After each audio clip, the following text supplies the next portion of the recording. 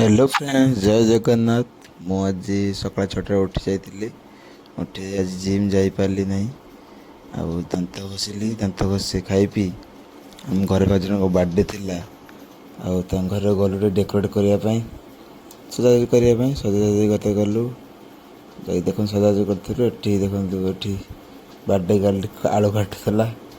ତାପରେ ମୁଁ ବି ଟିକେ ବେଲୁନ୍ ଫୁଙ୍କାଫୁଙ୍କି କରିଦେଲି।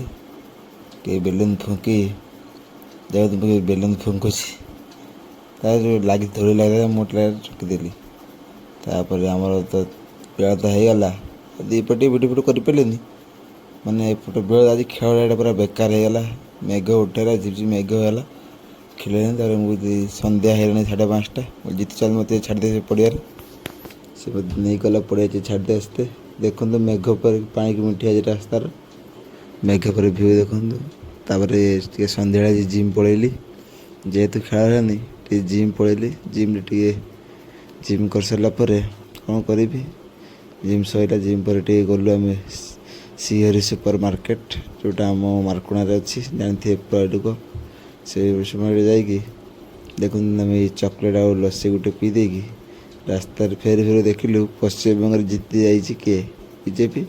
ସେଠି ଆମ MLA ସବୁ ପାଳନ କରୁଛନ୍ତି। ଆଉ ତାପରେ ଆସିଲି। ସେ ବାର୍ଥଡ଼େ ଗାର୍ଲ ତ କେକ୍ କାଟିଲାନି, ଆଜି ଲାଇନ୍ ନାହିଁ।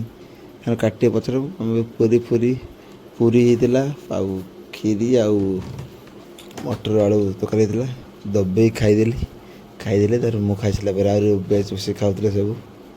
ଖାଇଦେଲୁ ଆଉ।